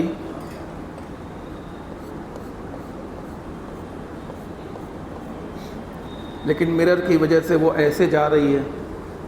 तो ऐसे जाना चाह रही थी, मिरर के रास्ते में आ जाने की वजह से वो ऐसे जा रही है। तो इस एंगल को क्या बोलते हैं? Angle of deviation. क्या बोलते हैं? Angle of deviation. मतलब जिधर जाना था उधर जा नहीं पाई, मुड़ गई। तो जिधर जाना था उससे जितना मुड़ गई, थोड़ी आसान भाषा में समझो, जिधर जाना था उससे जितना घूम गई, मुड़ गई, उस एंगल को क्या बोलते हैं? एंगल ऑफ डेविएशन बोलते हैं। ये कैसे निकलेगा? ये फाइंड करने से पहले यहाँ ये देख लीजिए कि ये एंगल आई है और ये एंगल आर है। दोनों तरफ ग्लांसिंग एंगल हमेशा सेम होंगे। ऐसा नहीं कि इधर ग्लांसिंग उधर। बेसिकली इसको बोलते हैं ग्लांसिंग एंगल। अगर ये फाई होगा तो ये भी फाई होगा, ये आई होगा तो ये आर भी आई के बराबर होगा। ये और ये बराबर होते हैं, ये और ये बराबर होते हैं। चित्र देख लीजिए, डायग्राम देख लीजिए, सवाल लगाने में सहायता मिलेगी। ये पूरा एंगल कितना है? 90, और 90 में ये कितना है? आई। तो आई प्लस फाई मिलकर कितना है? 90। तो ग्लांसिंग एंगल कैसे निकलेगा? 90 माइनस आई। जब हम 90 माइनस आर बोलने को तैयार, आई बोलने को तैयार हैं, तो 90 माइनस आर भी बोलने के लिए तैयार रहना चाहिए। तो ये ग्लांसिंग एंगल होगी। अब हमें ये डेविएशन एंगल निकालना है। तो ये पूरा एंगल कितना है, ये पूरा 180, और 180 में हम कितना हटा दें, इतना हटा दें, तो हम 180 में आई को भी हटा दें और आर को भी हटा दें, दोनों। ये पूरा कोण हटा दीजिए, ये पूरा कोण हटा दीजिए, तो ये बच जाएगा। ये पूरा एंगल 180, यहाँ से लेके यहाँ तक एंगल 180 में से आई भी हटा दो, आर भी हटा दो, तो ये एंगल ऑफ डेविएशन आ जाएगा। लेकिन आई और आर तो आपस में बराबर होते हैं, तो हम कहेंगे 180 माइनस आई प्लस आई, यानी कि 180 माइनस 2i। तो ये प्लेन मिरर से डेविएशन निकालने का फार्मूला है।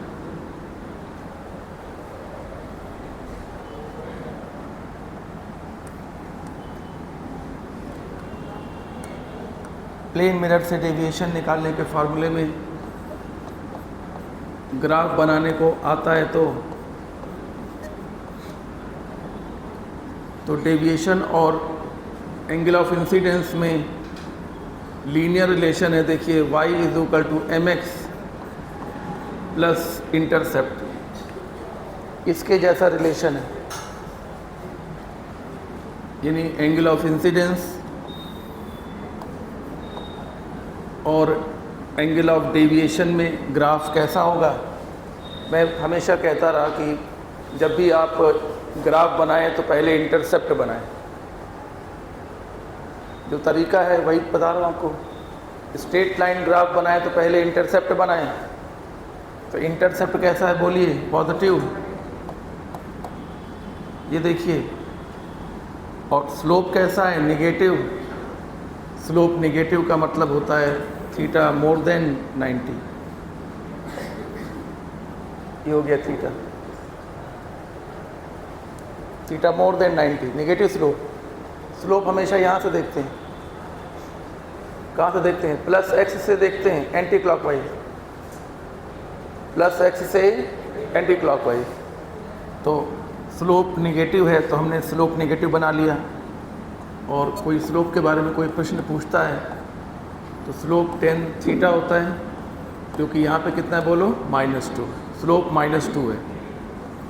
इसको हम अल्फ़ा में भी कन्वर्ट कर सकते हैं, -tan अल्फ़ा लिख सकते हैं, इज इक्वल टू -2, माइनस से माइनस कैंसिल हो गया, तो अंदर वाला एंगल tan अल्फ़ा कितना होगा, 2 होगा। बाहर वाला एंगल tan थीटा -2 होगा और अंदर वाला एंगल tan अल्फ़ा कितना, 2 होगा। ठीक है ना।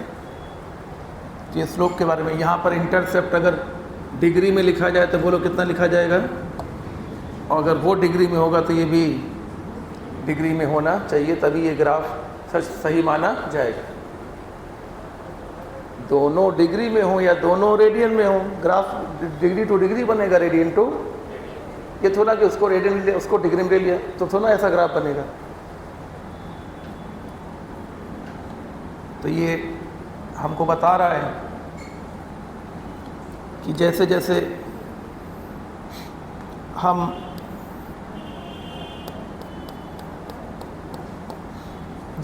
हम आई के मान को बढ़ाते जाएंगे, बोलो क्या बता रहा है ग्राफ, कुछ पढ़ा करो ग्राफ में, ग्राफ पढ़ो ना ग्राफ। जैसे जैसे हम आई के मान को बढ़ाते जाएंगे डेविएशन कम होता जाएगा। और आप इसको आप प्रैक्टिकली देखिए, जब ये आई होगा तो ये आर होगा और डेविएशन बहुत बहुत ज़्यादा होगा। जब ये आई होगा तो ये रिफ्लेक्शन होगा और डेविएशन की वैल्यू थोड़ी सी कम हो जाएगी। आई और ज़्यादा होगा, अरे नॉर्मल पे ध्यान दो, नॉर्मल से देखा करो, बोलो आई और ज़्यादा तो एंगल आर भी और ज़्यादा, ऐसे जाना था ऐसे जा रही है, डेविएशन और कम। तो प्लेन मिरर पर आई जितना ज़्यादा होगा डेविएशन उतना कम होता जाएगा, और आई जितना कम होगा डेविएशन उतना। आई बराबर 0 पर डेविएशन बताइए, आई बराबर 0 पर डेविएशन बहुत ज़्यादा होगा, मैक्सिमम डेविएशन होगा। ये है नॉर्मल। फार्मूले की भी हेल्प ले सकते हो, लेकिन थोड़ा कॉन्सेप्ट की हेल्प लोगे तो ज़्यादा अच्छा रहेगा। ये हो गया इंसिडेंट रे, ये है मिरर, ये है रिफ्लेक्टेड रे। जाना चाहता था ऐसे रे, जाने की कोशिश थी ऐसे और जाना पड़ा, तो कितना डेविएट हो गया? 180 डिग्री का डेविएशन हो गया। ऐसे लिख लो, चाहे फार्मूले में आई का मान 0 करके डेविएशन लिख लो, ठीक है ना? चाहे ऐसे लिख लो चाहे वैसे लिख लो। जब भी डेविएशन का क्वेश्चन करना, स्पेशली आपको हम बता रहे हैं, तो क्लॉकवाइज और एंटी क्लॉकवाइज का ध्यान रखना।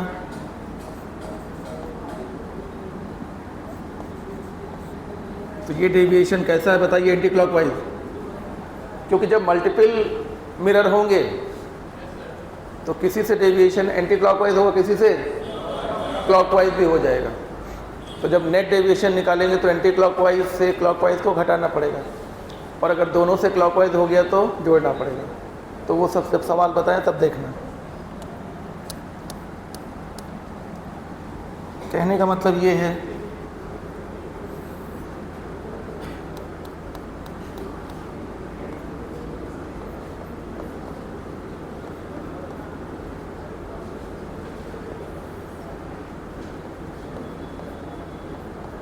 ये इंसिडेंट एंगल, इंसिडेंट रे और ये रिफ्लेक्टेड रे,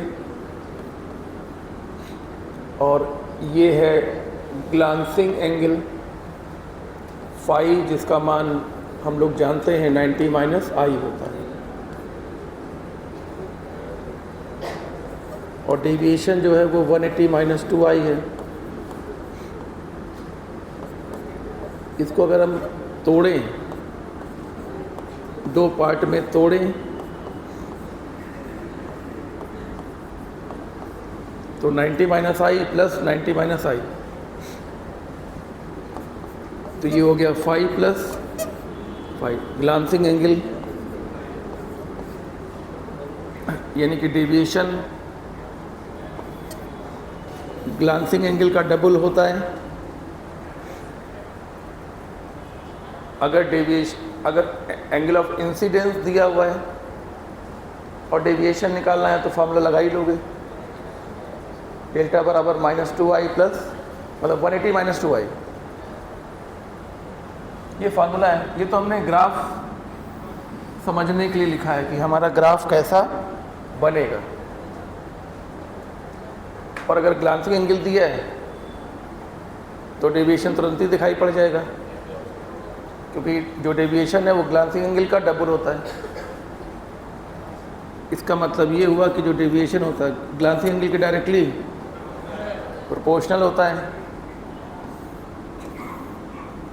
इसका मतलब ग्लांसिंग एंगल जितना ज़्यादा होगा डेविएशन भी उतना ज़्यादा होगा, ठीक है? तो ये चीज़ है।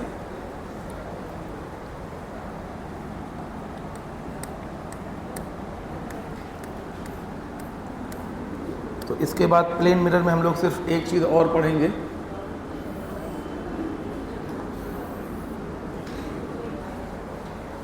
Deviation by 2 plane mirrors.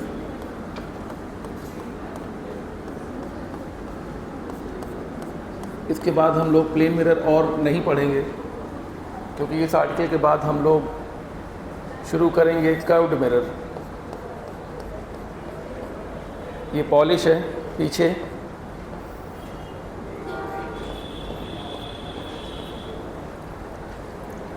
Polish है और रिफ्लेक्शन पॉलिश के उल्टे से होगा। मिरर देखा होगा पीछे भूरी भूरा एक पेस्ट लगा होता है, दैट इज AgNO3। ओपेक होता है, प्रकाश को पार जाने नहीं देता। रिफ्लेक्शन यहाँ से नहीं, यहाँ से होता है, और जहाँ से रिफ्लेक्शन होता है वो धंसा हुआ है, यानी कि कॉनकेव। और जहाँ से रिफ्लेक्शन होना है वो उभरा हुआ है, ओबिसिटी है। जहाँ से रिफ्लेक्शन होना अगर ओबिसिटी है तो कॉन्वेक्स है, और धंसा हुआ है तो कॉनकेव है। ठीक है।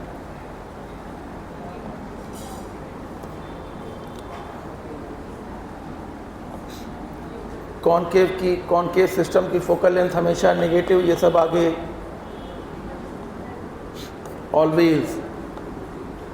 ऑलवेज नेगेटिव होगा ये।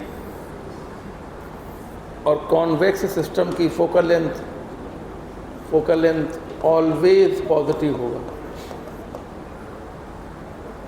खैर, तो ये मिरर 1 है और ये मिरर 2 है। ये देखिए नॉर्मल है मिरर 1 का। ये एक लाइट रे इस तरीके से आती है और इस तरीके से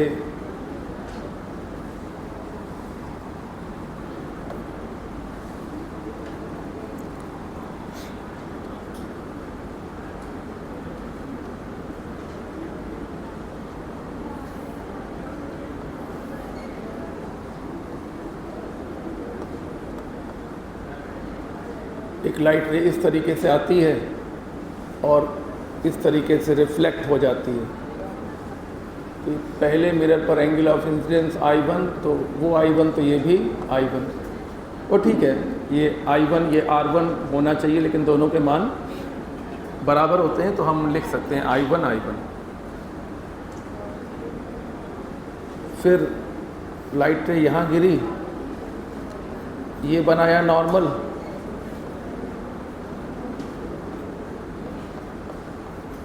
ये बना दिया नॉर्मल, तो ये लाइट रे रिफ्लेक्ट हो गई और इस तरीके से चली गई।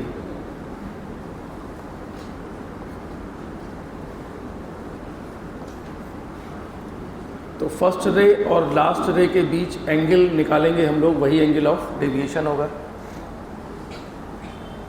हाँ, इसके और इसके बीच का एंगल हम लोग निकालेंगे और वही एंगल ऑफ डेविएशन होगा, total deviation by 2 plane mirrors. तो उसके लिए पहले हम ये देख लें कि थीटा और I1 I2 में क्या रिलेशन होगा। थीटा और I1 I2 में क्या रिलेशन होगा। तो ये नॉर्मल है, ये मिरर है, तो ये पूरा एंगल 90, इस पूरे एंगल 90 में ये I1, तो ये क्या होगा 90 माइनस I1, ये एंगल I2,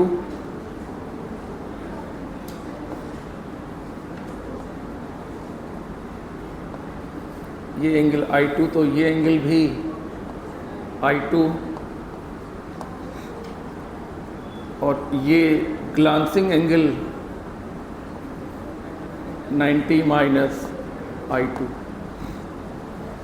मिरर और इंसिडेंट रे के बीच के एंगल कहते हैं ग्लांसिंग एंगल, 90 माइनस I होता है।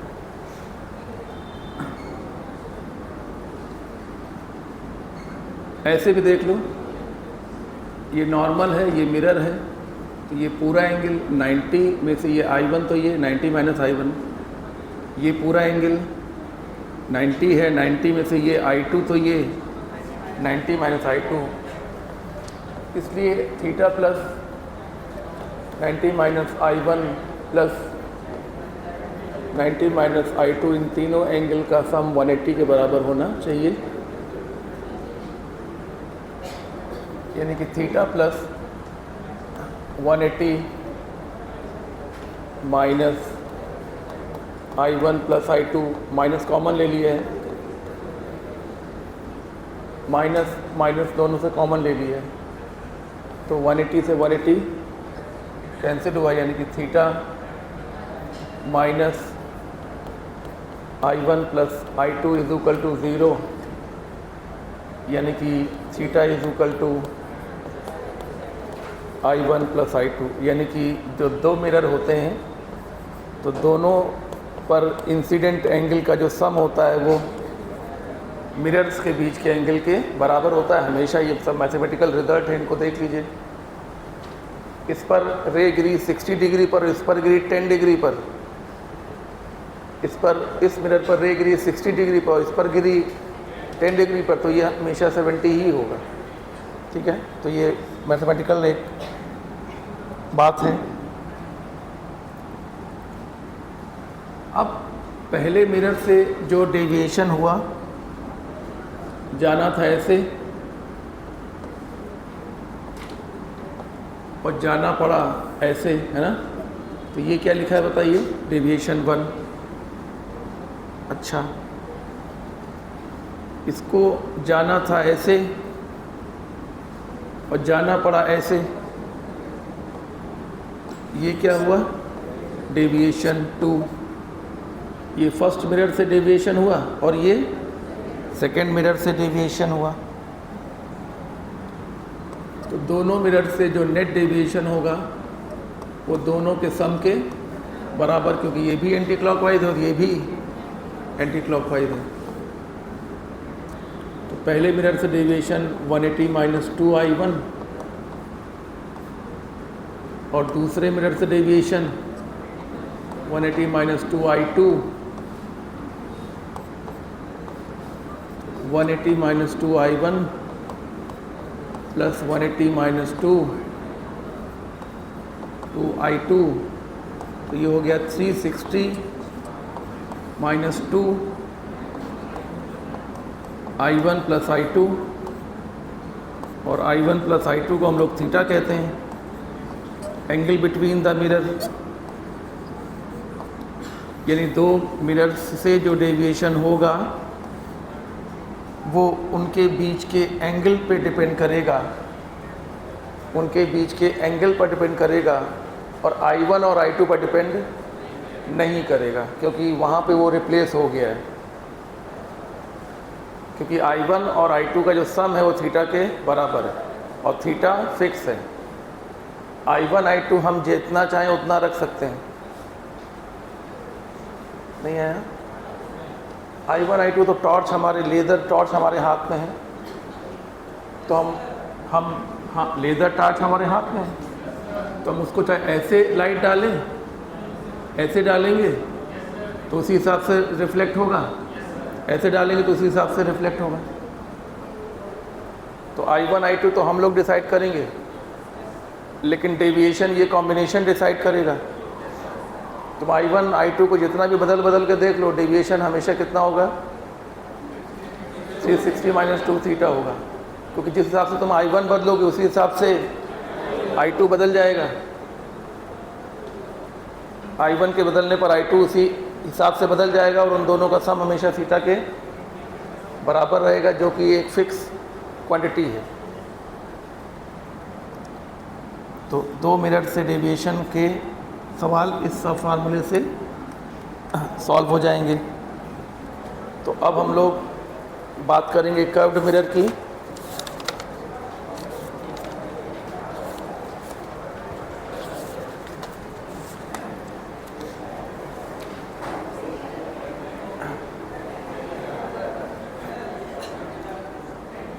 कर्व्ड मिरर में तुम लोग केवल आज दो बातें देख लो, फिर कल उसके के आगे कराएंगे।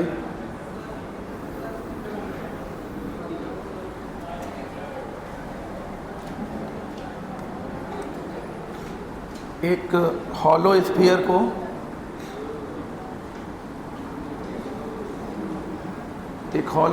को यहाँ से काट लिया जाए और एक मशीन लगाकर यहाँ से काट लिया जाए। हम लोगों ने क्या कर लिया है, सुनो ध्यान से, हॉलो स्फीयर को किनारे से काट लिया है मशीन से, बिल्कुल सीधा काट लीजिए। तो यहाँ पर एक पोर्शन आपको ये मिलेगा अलग से,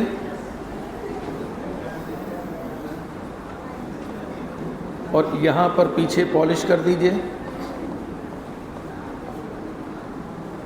पीछे पॉलिश कर दिया तो रिफ्लेक्शन आगे से होगा। पीछे पॉलिश कर, अरे ये टुकड़ा ये बना हुआ है,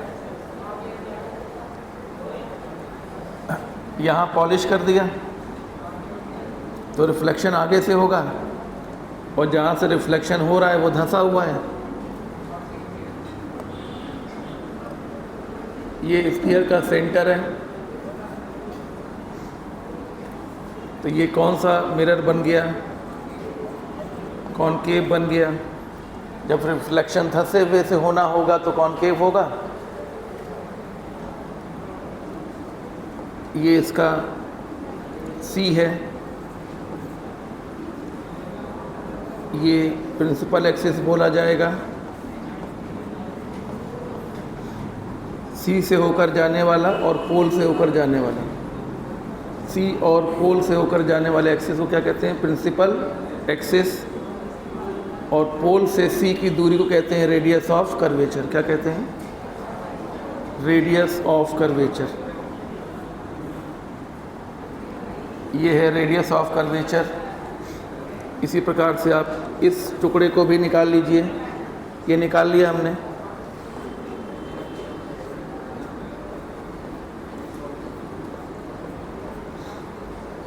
इस टुकड़े को निकाल दिया, वही बना तो है सामने। ये टुकड़ा ये बना हुआ, पीछे पॉलिश कर दी। ये इसका सी होगा। ये सी से पोल को मिलाने वाली लाइन को क्या कहेंगे? प्रिंसिपल एक्सिस बोलेंगे। पोल से सी तक की दूरी को, पोल से सी तक की दूरी क्या बोलेंगे? रेडियस ऑफ कर्वेचर बोलेंगे। यहाँ पीछे पॉलिश है। रिफ्लेक्शन पॉलिश के उल्टे देखा करो भाई। जिधर पॉलिश है उसके उल्टी साइड देखो तो रिफ्लेक्शन उभरे से होगा, तो ये कॉन्वेक्स होगा। इसका आर हमेशा पॉजिटिव होगा, इसका आर हमेशा, ये कैसे हो रहा है भाई? आर पॉजिटिव नेगेटिव कैसे हो रहा है? सारी दूरियां कहाँ से नापी जाएंगी? पोल से। पॉजिटिव, इसका आर नेगेटिव। आर पॉजिटिव तो फोकल लेंथ अभी आगे बताएंगे, वो भी पॉजिटिव होगी। जब आर नेगेटिव होगा तो फोकल लेंथ भी नेगेटिव आएगी। वो सब बातें अभी हम लोग कर लेंगे। तो आखिरकार मिरर बनता कैसे? एक हॉलो स्फीयर को काट दीजिए, पॉलिश कर दीजिए, उसके बाद रिफ्लेक्टर देखिए। ये रिफ्लेक्टर नहीं है, ये है रिफ्लेक्टर। रिफ्लेक्टर अगर धंसा हुआ है तो कॉनकेव है, और रिफ्लेक्टर अगर उभरे साइड से हो रहा है तो कॉन्वेक्स है। रिफ्लेक्टर को ही देखा जाता है। ये पॉलिशिंग है, ये रिफ्लेक्टर है। ये जो लकीरें बनी है पॉलिशिंग का निशान है, और ये रिफ्लेक्टर है। रिफ्लेक्टर अगर धंसा हुआ है तो कॉनकेव है, रिफ्लेक्टर अगर उभरा हुआ है। अब आप कहेंगे कि ऐसे तो हम देख रहे हैं कि यहाँ उभरा हुआ है, धंसा हुआ है, उभरा हुआ है, धंसा हुआ है। अरे हम क्या कह रहे हैं? रिफ्लेक्टर देखते हैं। तुम पॉलिशिंग क्या देख रहे हो? पॉलिशिंग का उल्टा देखो, रिफ्लेक्टर। रिफ्लेक्टर धंसा हुआ है तो कॉनकेव है, ये पॉलिशिंग है। उल्टा देखो, रिफ्लेक्टर। रिफ्लेक्टर अगर उभरा हुआ है, रिफ्लेक्टर में अगर ओबिसिटी है, और रिफ्लेक्टर में अगर कैविटी टाइप का है तो, रिफ्लेक्टर वैली है तो, रिफ्लेक्टर वैल्यू नुमा है तो कॉनकेव है। रिफ्लेक्टर ओबेसिटी वाला है तो उभरा हुआ है, कॉन्वेक्स होगा। पोल से सी की दूरी को आर बोलेंगे, रेडियस ऑफ कर्वेचर। पोल से सी की दूरी को आर बोलेंगे, रेडियस ऑफ कर्वेचर, चाहे वो कॉन्वेक्स हो चाहे वो। डायग्राम बता रहा है कि इसका आर ऐसा होगा। नहीं, सारी दूरियां पोल से नापी जाएंगी। कोई भी दूरी ऐसे नहीं नपेगी। अब आप कहेंगे ऐसे नप तो रही है, ये अलग डायग्राम है, वो अलग डायग्राम है। तुम कह रहे हो कि यहाँ ऐसे नाप रहे हैं, यहाँ ऐसे नहीं नाप रहे हैं, तो ये क्या बात हुई? नहीं, यहाँ आर ऐसे नाप रहे हैं, और यहाँ आर ऐसे नाप रहे हैं, और यहाँ ऐसे नहीं नाप रहे हैं। क्यों? क्योंकि साइन कन्वेंशन का पहला रूल है सारी दूरियां पोल से चल के नापी जाएंगी। पोल से चलना शुरू करेंगे तब नापी जाएंगी। चलो पोल से चलो, उल्टा जा रहे हैं तो आर नेगेटिव, फिर यहाँ आ रहे हो, ऐसे नहीं नापते हैं, पोल से ही नापते हैं। चलो आर पॉजिटिव, जो तुमने ये प्रैक्टिस शुरू की, ऐसे नापना शुरू किया तो वहीं पे ऑप्टिक्स खत्म हो जाएगा, वहीं पे ऑप्टिक्स का सब खत्म। हम कह रहे हैं कि ये मिरर है और ऑब्जेक्ट यहाँ रखा हुआ है और ये दूरी 15 सेंटीमीटर लिखी हुई है। तो जिस दिन तुमने 15 ऐसे देखना शुरू किया, जिस दिन तुमने ये 15 है तो 15 ही रहेगा, 15 तो 15 ही रहेगा, लेकिन उसको ऐसे नहीं देखना है, पोल से ही देखना है। -15 है ये -15 है। तो क्योंकि हमें ऑप्टिक्स में साइन कन्वेंशन सबसे पहली हेडिंग डाली जाती है, इसीलिए क्योंकि उसी का महत्व है, पोल का महत्व है, नॉर्मल का महत्व है। इन चीज़ों को लेकर हम लोग कल आगे शुरुआत करेंगे।